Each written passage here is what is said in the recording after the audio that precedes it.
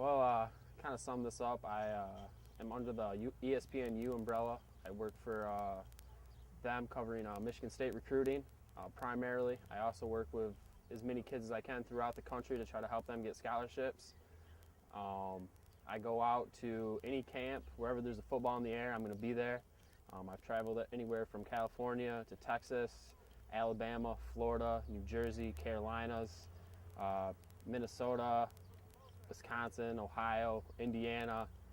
You name it, there's a football in the air, I'm going to be there. I started building relationships with kids, and from there I started, being the first one to scoop the story, and from being able to break as many stories as I was able to, I give that back to just building relationships with kids.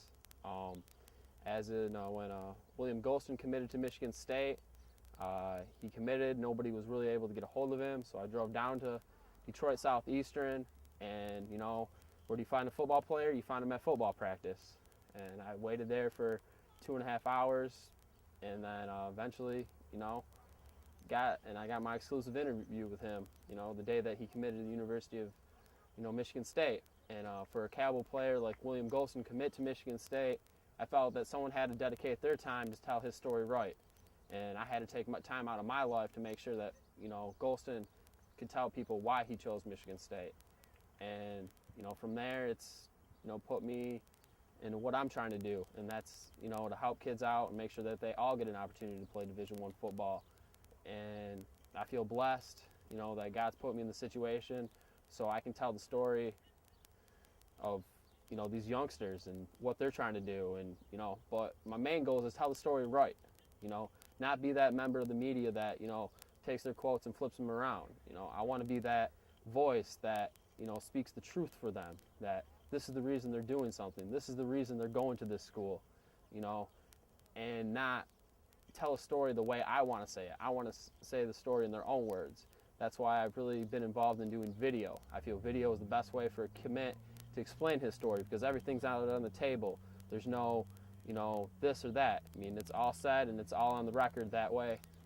And I've learned that. Well, it started when I was graduating college. Money, I had no clue what I was going to do. I was sitting in the bleachers of the Breslin Center, and I was sitting next to Justin Kershaw, former defensive lineman for Michigan State, defensive end. And Justin had one more year of football, but he was graduating. And we were sitting there talking, and I didn't know what I was going to do. And he told me to go follow my dream. And my dream was to cover Michigan State recruiting, but it was to cover it the right way.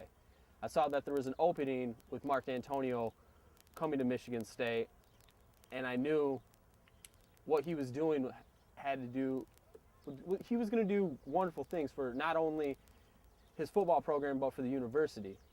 And I felt that there was a calling there. So it was all a dream to me. I invested all the money that I saved, and I bought a camera, and I made a game plan. And that game plan was to cover Michigan State recruiting. And I started driving state to state. First game I ever drove was Bishop Luers down in Fort Wayne, Indiana. I got up in the press box and I had no clue what I was doing. I will say this today, I had no clue what I was doing. But I knew what I was doing somebody would eventually want. And I started posting my stuff on Facebook because I needed a place to post this. So I'd go and I'd post this video and pictures of these players doing certain things. And I made a game plan of games that I was going to go to. And I made sure to make at least 2 games a week. And at this time, I was still finishing my undergraduate, my second, bachelor's. And make a long story short, I did that over the course of that football season. Well, at the end of the football season, Scout.com gave me an internship. That internship was also covering basketball recruiting, but it was also covering Michigan State basketball as well. So I was blessed to have the opportunity to have my first credential into the media to cover Michigan State basketball. With that credential, I realized that there's a lot of responsibility, and I was no longer a fan of the game. I had to cover what Michigan State was doing. From there, Michigan State advanced to the national championship game. So throughout the course of the season, I learned the do's and don'ts of what to do and what not to do, but also came a lot of time and dedication covering a team. Only being an intern, I wasn't getting paid, so last August, I was blessed. A gentleman of Dan Rubin based out of Dayton, Ohio, called me out of the blue one day and offered me an opportunity to come work for Bucknuts Media. Bucknuts Media launched a website to cover Ohio State recruiting, and from there they launched a Michigan State website, SpartanTailgate.com, covering Michigan State recruiting, and they wanted me to be the guy to cover recruiting.